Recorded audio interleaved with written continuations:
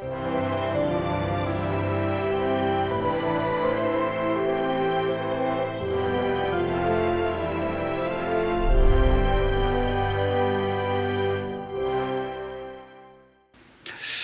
요한계시록의 이제 하반 끝 부분을 우리가 좀 다루는데요. 오늘 이 요한계시록 19장을 읽었습니다. 앞부분을 읽었고요. 17장, 18장은 로마에 관한 메시지예요. 근데 로마라고 얘기하지 않고 바벨론이라고 표현이 되었습니다. 은유죠. 왜냐하면 핍박시키기 때문에 로마가 핍박한다고 로마에 대해서 직접적으로 로마의 패망을 얘기하면 큰일 나잖아요. 그러니까 이제 요한계시록은 상징적인 것들이 많이 있습니다. 자, 바벨론 큰 성 그렇게 비유를 했습니다. 때로는 음녀라고 하기도 하고요, 용이라고도 표현합니다. 이 바벨론은 역사 속에 사라졌지만 여전히 하나님의 백성들을 압제하는 세력으로 역사 속에 계속해서 존재합니다. 그래서 어떻게 보면 오늘 시대의 이 세속사회 안으로 들어가 보면 이 바벨론의 시스템이 돌아가고 있어요. 그 안에는 뭐냐면 탐욕과 그리고 우상숭배로 가득하 있습니다. 그래서 하나님의 백성들을 끊임없이 미혹하고 배교의 길을 걸어가도록 압박하고 유혹하고, 그래서 우리가 선택을 해야 되죠. 이 바벨론을 따라갈 건가 아니면 저항할 것인가. 내가 이 바벨론의 포로가 될 것이냐 아니면 내가 하나님의 백성의 아이덴티티를 지키며 살아갈 것인가. 아마 이게 우리의 세상을 살아가면서 끊임없이 우리가 겪는 딜레마이기도 하고 또 우리에게 용기가 필요한 부분입니다. 안타깝게도 소아시아의 교회들은 7교회 중에 5교회는 이미 바벨론이 교회 안으로 밀고 들어왔습니다. 그래서 교회의 역사 속에 언제나 바벨론은 교회를 따라다녔고, 그래서 오늘날도 마찬가지 세속화된 교회, 세속화된 신자는 세상의 포로가 되어 있는 것이죠. 명목상의 그리스도인이고 실제로는 세상의 포로가 된 백성들이 많습니다. 자, 바빌론 시대의 살 길은 뭐냐? 예배입니다. 누구를 섬길 것인가? 우리는 단순히 바벨론과 싸워 때로는 도피해서만이 문제가 해결되는 것은 아닙니다. 결국은 이 바벨론과의 싸움에는 예배 전쟁, 누구를 섬길 것인가? 자, 예배는 우리의 중심의 문제입니다. 예배는 예수 그리스도에게 집중하게 하죠. 그래서 이제 19장을 오면 예배, 성전으로 하나님의 백성들이 돌아와 예배하는 장면으로 시작이 됩니다. 그동안 하나님의 진노의 포도주의 대접이 땅에 쏟아 부어졌습니다. 그래서 그 18장 끝날 지점에 바벨론은 무너져 폐허가 됩니다. 무너지지 않을 것 같았던 바벨론이 무너지고 이제 음녀의 이야기도 끝이 납니다. 그리고 성도들이 어린 양의 잔치에 초대되어 모여오는 장면이 19장의 시작입니다. 이 19장은 예배요 어린 양의 승리에 대한 찬양입니다. 악인에 대한 심판과 함께 터져나오는 함성이 들려지죠. 1절을 보면 이 일 후에 내가 들으니 하늘에 흔한 무리의 큰 음성 같은 것이 있어 이르되 할렐루야, 구원과 영광과 능력이 우리 하나님께 있도다. 그랬어요. 여기 이 일 후에 내가 들으니, 이 일 후라는 말은 하나님의 심판이 대대적으로 바벨론에게 행해진 이후를 말하는 것. 2절 3절에 보니까 그의 심판은 참되고 의로우신지라, 의로운지라 음행으로 땅을 더럽게 한 큰 음녀를 심판하사 자기 종들의 피를 그 음녀의 손에 갚으셨도다 하고, 두 번째로 할렐루야 하니 그 연기가 세세토록 올라가더라. 그 연기가 세세토록 올라가더라. 심판의 음녀에 대한 심판, 그 연기가 올라간다는 말은 심판이 이미 끝났음을 말하고 이제 찬양할 시간이 왔다는 겁니다. 4절에 보니까 또 24장로와 네 생물이 엎드려 보좌에 앉으신 하나님께 경배하여 이르되 아멘 할렐루야 하니. 여러분 19장에는 할렐루야가 4번 나옵니다. 오늘 읽었던 1절부터 6절까지 할렐루야라는 단어가 4번 나옵니다. 놀라운 것은 신약에 유일하게 할렐루야가 4번밖에 안 나오는데 계시록에서 19장 안에서만 4번 나옵니다. 여러분 할렐루야는 히브리어입니다. 할렐은 찬양하라, 루는 너희들, 야는 하나님을 말합니다. 그러니까 너희들의 하나님을 찬양하라. 신약 성경에서 유일하게 할렐루야가 언급되는 곳. 여러분, 예배의 핵심은 하나님에 대한 찬양입니다. 하나님과 하나님의 행하신 일에 대한 노래. 그래서 찬양은 일어난 분명한 사실에 대한 마땅한 반응인 거죠. 그래서 요한계시록은 전적으로 예수 그리스도에게 향해 있습니다. 자, 요한계시록에서 예배는 구원에 초점을 맞추고 있습니다. 7장 10절로 12절을 보면 큰 소리로 외쳐 이르되 구원하심이 보좌에 앉으신 우리 하나님과 어린 양에게 있도다 하니 모든 천사가 보좌와 장로들과 내 생물의 주위에 서 있다가 보좌 앞에 엎드려 얼굴을 대고 하나님께 경배하여 이르되 아멘. 찬송과 영광과 지혜와 감사와 존귀와 권능과 힘이 우리 하나님께 세세토록 있을지어다. 아멘 하더라. 여러분, 누가 예배하는 것입니까? 구원받은 백성입니다. 구원하심이 보좌에 앉으신 우리 하나님과 어린 양에게 있도다 말씀합니다. 여러분, 하나님은 구원의 하나님이십니다. 계시록이 왜 어린 양을 강조합니까? 구원과 연결되어 있기 때문입니다. 찬양의 가사는 분명합니다. 구원하심이 보좌에 앉으신 하나님과 어린 양에게 있도다. 여러분, 구원은 우리가 이루어낼 수 있는 게 아닙니다. 자력으로 만들어낼 수 있는 게 아니에요. 구원은 전적으로 하나님의 편에서 우리에게 허락하신 것입니다. 우리가 이 찬양을 들어야 합니다. 구원하심이 보좌에 앉으신 하나님과 어린 양에게 있습니다. 도무지 구원을 받을 수 없는 인간이 어떻게 구원을 얻을 수 있었는가를 알면 그때 찬양이 터지게 되어 있는 것입니다. 구원은 하나님이 시작하셨고 하나님이 이루신 것입니다. 하나님의 구원은 그냥 이루어진 것이 아니죠. 전적으로 하나님의 지혜와 권능으로 이루어진 일입니다. 그래서 인류의 역사에 가장 강력한 사건이 있다면 바로 이 구원의 사건입니다.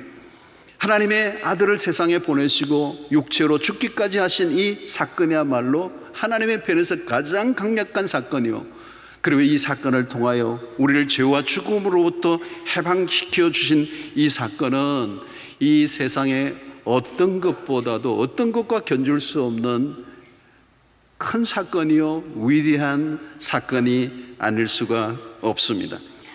사랑하는 성도로, 우리가 세상을 살아가다 보면 힘들어 될 때가 언제예요, 여러분? 너무도 하나님의 백성으로서 억울한 일들, 원통한 일을 당할 때, 세상이 공의롭지 않을 때, 세상이 거꾸로 돌아가는 것 같은 느낌을 받을 때, 믿음으로 살았는데 더 손해가 올 때, 불이익을 경험할 때, 세상 속의 구조적인 악과 모순 덩어리를 경험할 때, 법은 멀고 주먹은 가까운 일들이 일어날 때, 신앙생활을 너무도 잘한다고 열심을 최선을 다했는데 안타까운 사건을 맞이할 때, 내 마음대로 되지 않고 오히려 악인이 잘 먹고 잘 사는 공평해 보이지 않는 세상을 살아갈 때 성도들의 마음이 답답하고 때로는 원통하고 답답할 때가 있어요.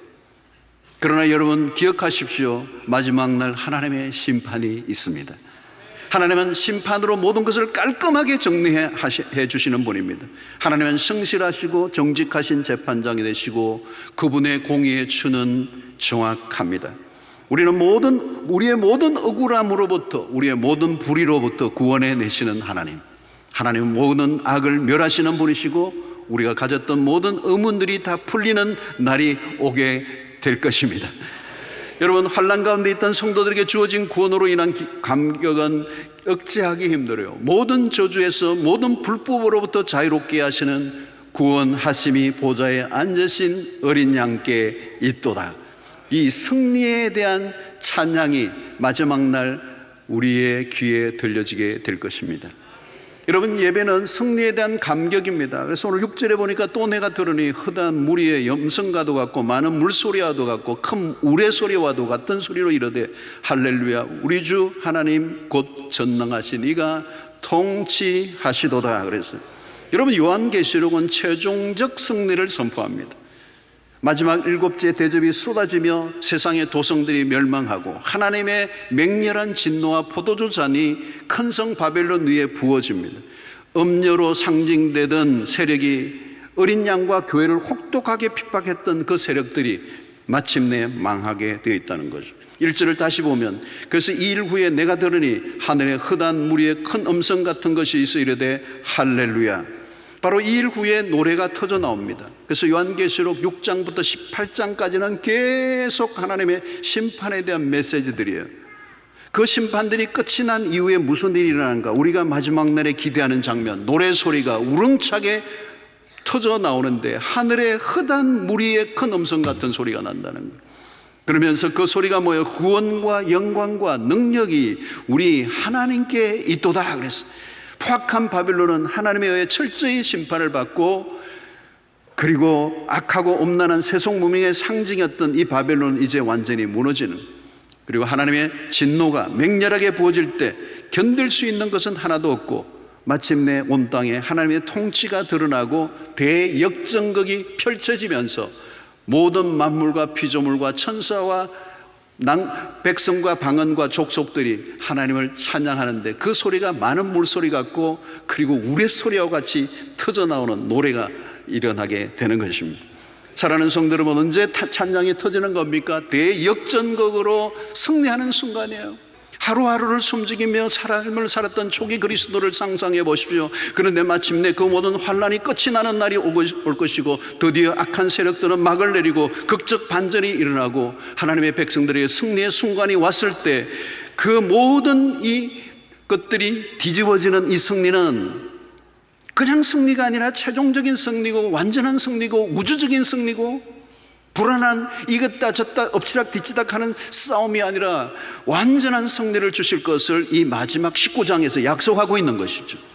앞부분에 아마겟돈 전쟁과 음녀들과 큰 바벨론의 심판들이 휘몰아치듯이 끝이 나고 천둥소리와 같이 우렁찬 소리로 할렐루야가 들려오는 것입니다.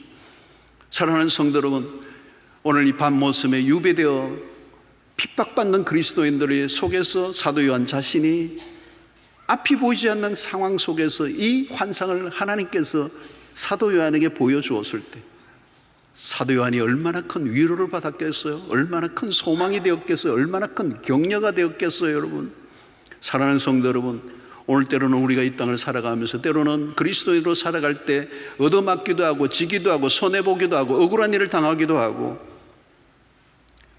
내가 언제까지 이런 일을 해야 되느냐, 앞이 보이지 않을 때가 있을 것입니다. 그러나 여러분, 조급해하지 마십시오. 반드시 마지막 날은 올 것이고 끝판은 뒤집기가 일어나요. 하나님이 그리스도가 심판주로 오시는 날이 올 것입니다. 그날은 살아있는 자와 죽은 자를 다 일으켜, 죽은 자들까지 일으켜 심판하시는 주님이십니다. 그 심판은 공정할 것입니다. 여러분, 그냥 막 살면 안 된다는 걸 알려주는 거예요. 죽으면 그뿐이지가 않아요. 죽어도 심판을 받는 거예요. 이렇게 세워서 심판을 해요. 여러분, 주변의 사람들이 막 산다고 자세를 흐트리지 마십시오. 지금 억울하고 손해보고 미치는 것 같아도 괜찮아요. 하나님 누구의 손을 들어주실까요? 하나님은 오판하지 않습니다. 우리의 찬양은 결국은 주어지는 승리로 인한 감격의 찬양이에요. 이때 터지는 찬양은 그냥 찬송이 아닙니다. 형언할 수 없는 기쁨으로 이전에 한 번도 불러보지 못했던 찬양을 하나님 앞에 올리게 될 줄로 믿습니다. 여러분, 승리로 인한 하나님을 찬양하는 소리는 웅장해요. 그냥 승리가 아닙니다. 거대한 승리, 이보다 더 큰 감격이 없습니다.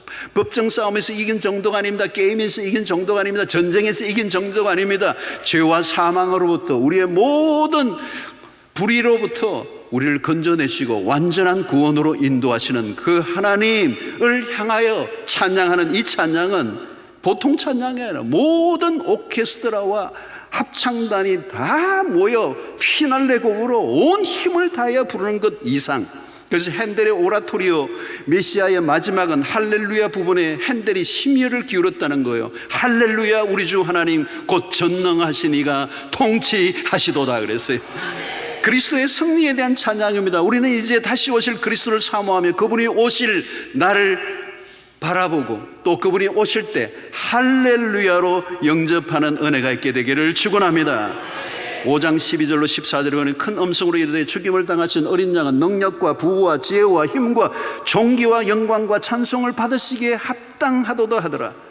내가 또 들으니 하늘 위에와 땅 위에와 땅 아래와 바다 위에와 또 그 가운데 모든 피조물이 이르되 보좌에 앉으신 이와 어린 양에게 찬송과 존귀와 영광과 권능을 세세토록 돌릴지어다 하니, 내 생물이 이르되 아멘 하고 장로들은 엎드려 경배하더라. 그래서 여러분, 이 찬양은 우주적이에요. 우주적인 거. 하늘과 땅과 모든 무리들, 모든 생명체들이 하나님을 찬양한다는 거.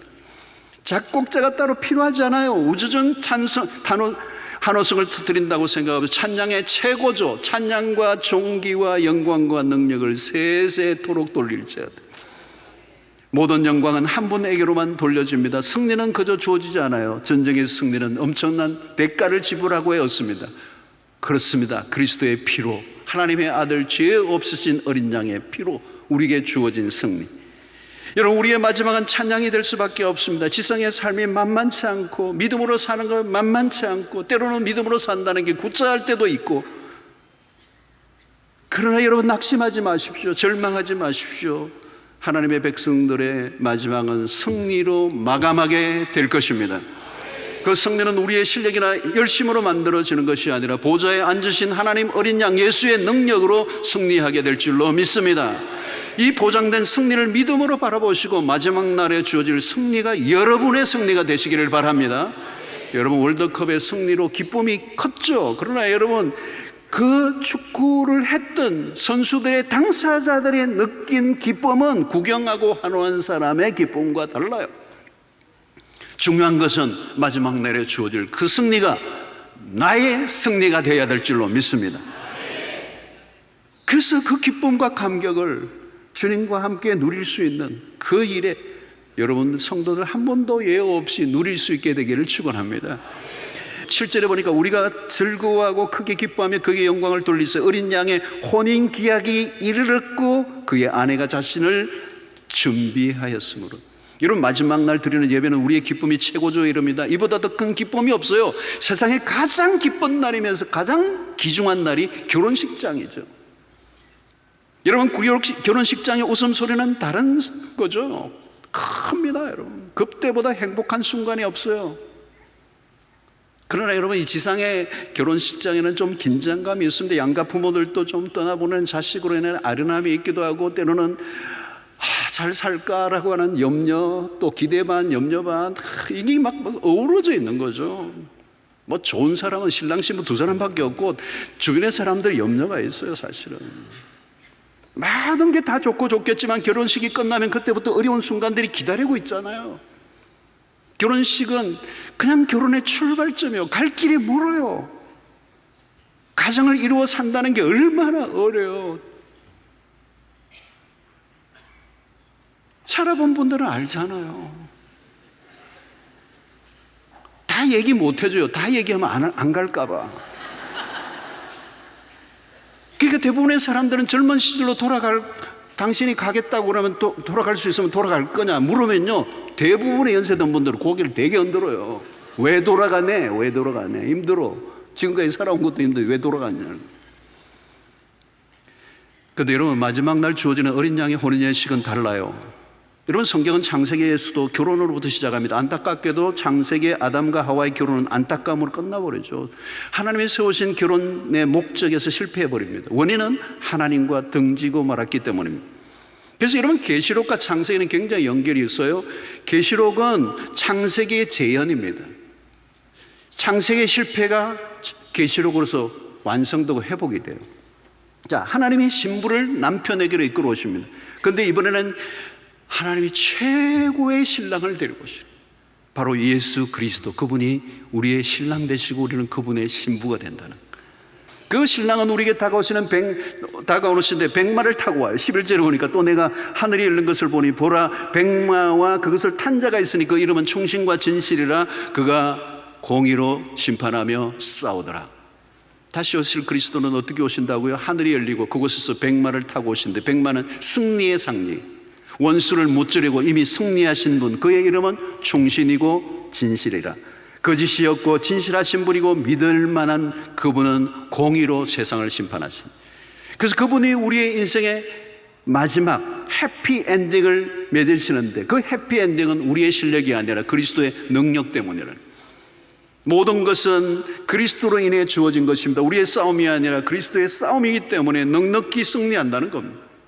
요한계시록을 통하여 위로와 소망을 넘치게 부어주십니다. 밤모섬에 유배되어 있던 요한은 이 지상에서 마지막 일어날 라스트 씬을 환상 가운데 보여주신 것을 바라보며 주님 맞이할 그날을 기대하며 오늘 주어진 환난을 능히 이긴 하나님의 사람으로 살게 되었습니다. 사랑하는 성도 여러분, 우리도 마지막 날 주님을 맞이할 때 공중의 혼인 예식에 퍼져나갈 찬송, 그 어떤 것과도 비교할 수 없는 그 순간에 여러분들 모두가 초대받고 주님의 앞에 예배하며 찬양하는 은혜를 누릴 수 있게 되기를 축원합니다. 자, 오늘 19장에서 우리가 놓치지 말아야 할 단어는 할렐루야와 아멘이라는 단어입니다. 여러분, 실패자들은 결코 할렐루야를 외칠 수가 없습니다. 할렐루야는 승리의 환호입니다. 하나님은 찬양받기에 합당하신 분이십니다. 나에게 지금 어떤 일이 일어났다 할지라도, 때로는 내가 이해할 수 없는, 때로는 절망적인 사건이 일어났다 할지라도 우리는 언제나 할렐루야를 외칠 수 있어야 합니다. 그분은 찬양받기에 합당하신 분입니다. 때로는 내 삶에 위기와 어려움과 절망적인 사건이 왔다 할지라도 우리의 입술에 할렐루야를 외칠 수 있다면 그분은 그 일을 통하여, 때로는 남들이 말하는 불행이라고 말하는, 비극이라고 말하는 그 일을 통해서도 하나님은 당신의 이름을 드러내시고 영광을 받으시게 될 것을 믿습니다. 할렐루야 하는 거죠, 여러분. 여러분, 아멘이 뭡니까? 아멘은 그렇게 될 것을 믿습니다예요. 그래서 할렐루야와 아멘은 붙어 다녀야 돼요. 그래서 여러분, 한 사람이 할렐루야 그러면 한 사람이 그렇게 될 줄로 믿습니다. 하나님께 영광을 돌립니다. 그렇게 될 줄로 믿습니다. 아멘, 할렐루야, 할렐루야, 아멘이 일어나게 되기를 축원합니다. 여러분, 옆에 분에게 한번 인사합시다. 한 분이 할렐루야 하면 한 분이 아멘으로 하다 합시다. 할렐루야.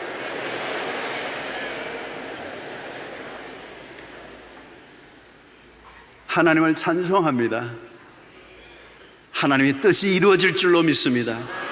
모든 것은 하나님의 통치 안에서 성취될 것입니다. 우리의 삶 가운데 늘 할렐루야와 아멘, 아멘과 할렐루야가 입에 붙어 있다면 우리를 흔들어 놓을 수 있는 것은 아무것도 없습니다. 여러분, 아무리 내가 보기에도 절망적인 상황이라도 할렐루야 하시기를 바라나, 그럼에도 불구하고 내가 이해되지 않아도, 내 뜻대로 돌아가지 않아도, 때로는 죽음이 맞이한다 할지라도 하나님은 찬양을 받으셔야 합당하신 분이십니다. 그분이 우리의 삶의 가장 아름다운 선으로 모든 것을 빚어내시고 해피 엔딩으로 결론 맺으시게 하실 그 하나님이시기 때문에 마지막까지 우리는 온전한 예배자로 주님을 찬양해야 될 줄로 믿습니다. 여러분, 우리가 매 순간 드리는 예배를 어떻게 할 것입니까? 단순히 종교적 행사로 취급해서는 안 돼요. 표피적이고 가식적인 예배가 되어서는 안 돼요. 마지막 날 우리가 할 일은 찬양입니다. 하나님을 예배하는 것은 하나님이 인간을 창조하신 목적이에요. 예배를 잃어버린 인간에게 예배가 회복되는 일이 구원입니다. 하나님 왜 우리를 지으셨을까요? 하나님 왜 우리를 구원하셨을까요? 대답은 딱 하나예요. 그분을 예배하도록 하기 위해서. 여러분, 우리가 그분을 찬양할 때 우리는 충만해집니다. 찬양은 언어의 최종 목적입니다. 여러분, 우리의 입술과 우리의 언어에 할 수 있는 최고의 목적, 그 언어의 존재의 목적, 우리의 입술을 지으신 목적은 하나님을 찬양하기 위해서예요. 그 찬양할 때 구원은 더 깊어집니다. 찬양할 때 우리의 모든 인간의 결핍은 사라지고 충만을 경험하게 될 것입니다. 할렐루야. 요한계시록의 핵심의 메시지는 예배예요. 그보다 더 나은 삶은 없습니다. 완전한 주님의 통치를 받을 때 그 예배의 자리에 천국이 임하게 될 줄로 믿습니다. 사람들은 세상의 잡다한 것들을 갈망하며 소망하며 찬양하고 예배합니다. 세상에 포로된 자들, 어설픈 찬양, 터무니없는 신들을 섬깁니다. 세상의 잡다한 것들에 대한 찬양은 사라지고 오직 한 분에게만 찬양하는 그날이 오게 될 것입니다. 모든 민족, 모든 백성, 모든 방언, 모든 피조물, 그리고 하늘의 천사까지 시선과 관심을 한 분이 받으시고 그분만이 예배를 받으시게 되는 그날이 오게 될 것입니다. 할렐루야, 아멘. 어둠과 절망, 죽음이 가득한 세상 가운데 우리에게 구원을 주신 어린 양 예수를 향하여 할렐루야, 아멘 외치는 여러분들 되시고, 주님이 다시 오시는 날까지 그 날을 기다리며 오늘 우리의 주어진 일상 속에 예배자로 살아가는 은혜가 있게 되기를 주의 이름으로 축원합니다.